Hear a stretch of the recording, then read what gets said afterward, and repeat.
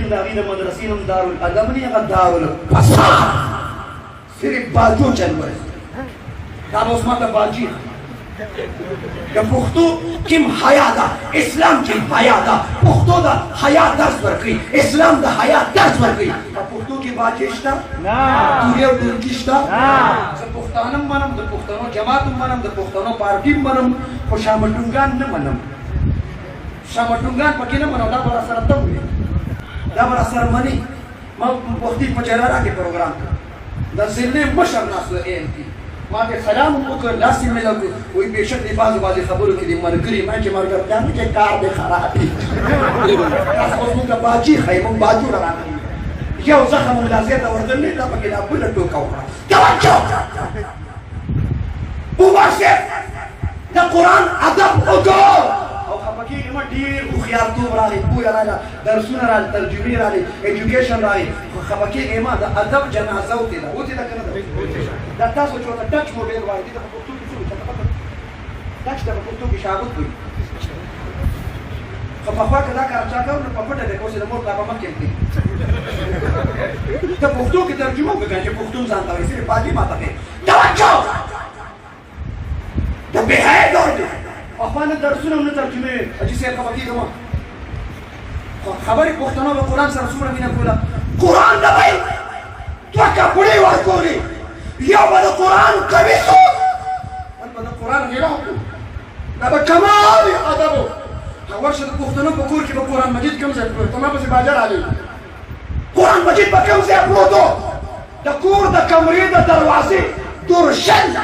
د پاسه به یې تخته ډکولې وه هغې د پاسه به قرآن مجید ایښی و دا دې دپاره چې موږ دننه دار کېږو چې قرآن زموږ سر به بس چې موږ دننه دار کېږو چې قرآن زموږ سر به بس اور 10 محرم باندې یو فضیلت وایم زما نبي په 10 محرم باندې روژه ونیسله صحابو ته صحابو که راتلونکي کال زه ومه نو زه به د 10 سره یو بله یو ځای کوم لسمه یولسمه یا نهمه لسمه دا دوه روژې چې چا ونیسلې عاشوري روژې نهمه لسمه لسمه یولسمه نو د دې فضیلت دا دی چې د یو کال تیر شوی د یو کال راتلونکي ګناهونه به ورته الله معاف چې کوم کال تیر شو ده کې خو به لړل دفن هم کړي نو د راتلونکي کال و اشاره دی کې دې ته ده چې دا راتلونکي کال ګناهونه معاف کېږي نو دا روژې چې چا ونیسلې راتلونکي کال به هم ژوندي ځکه پیغمبر صلی الله علیه وسلم فرمایي چې دا روژې چا ونیسلې د یو کال مخکې د یو کال وروسته ګناهونه معاف کېږي نو چې ته مړ شوې نو بیا پکې ګناهونه د کوم ځای نه معاف کېږي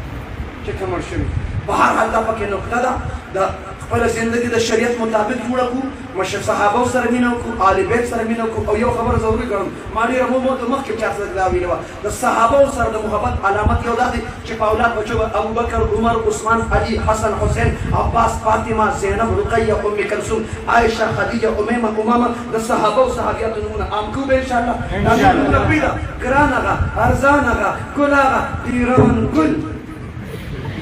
چې ګل شي او د ډېران چې ستوله وکړي او زه حاجي صاحب ته خراج تحسین پېښ کوم په راپټۍ کې چې د کوم ځای کې یو ځای قانوني برابر کړي د مسجد نوم د صحابي په نوم د مدرسې نوم بلکې د قانوني نوم یې د صحابي په نوم باندې او هغه چېرته شعر کړه چې دې ته پته ولګي دا د ابتدا د صحابو سره د هغه مینه ده عام کا تاسو پیژنئ مولانا طارق یونس صاحب پیژنئ 2005 کې چارسې ته راغلي او دلته چارسده مردان روډ باندې علي پلازا ده شته هغې سره خوا کې بناتو مدرسه ده اوس چېرته بل خوا تللې ده زه د هغه خبره کوم مولانا خادم صاحب مولانا بلال شیخ الادب صاحب هلته درس کوم نو سټېج جوړو هغه سټېج چې چا جوړ کړي وو هغه د چارسدې غالبا یا د مردان د تبلیغ مشرانو کې یو کس و د هغه نوم ضابطه خان و د چا نوم یې زه پهله معافي غواړم په هر حال خو زما مقصد پکې د صحابو عظمت دی په هر حال مولانا طارق یونس صاحب هغه ځای کې स्टेज जुड़ो पागा स्टेज जम नाचूंगा उलमाम नाचूं अब बयान की होने से वही भला ये ज़ाबता खान भी कोई नाम है तुम पठान बड़े अजीब लोग हो तुम्हारे पास तो गुल और खान की फैक्ट्रियां हैं देखते नहीं हो नाम के आखिर में गुल या खान लगा देते हो नाम बन जाता है मैंने पठान से पूछा तुम्हारा नाम क्या है उसने जवाब में कहा पाकिस्तान खान मैंने कहा शुक्र है पाकिस्तान में पाकिस्तान खान भी मौजूद है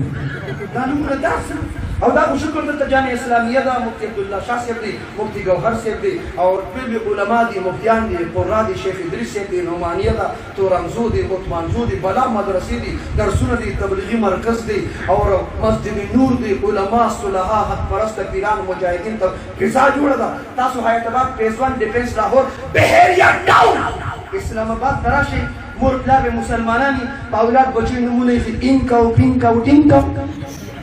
دا نمونه بداخله د صحابه او صحابيات نمونه عام کو به ان شاء الله عام کو به ان شاء الله چوکونه نمونه ختم نبوت چوک نم کېدا فاروق اعظم چوک کېدا عثماني غني کېدا ابوبکر صدیق کېدا طلحه سعد سعید زبیر کېدا صحابه او صحابيات نمونه عام کو اور پاکستان کې چې څومره فارق دي ټول ته سلام هر پارټي منم د هر پارټي هر جنډه منم خو د ټول نه زیات د پاکستان جنډه منم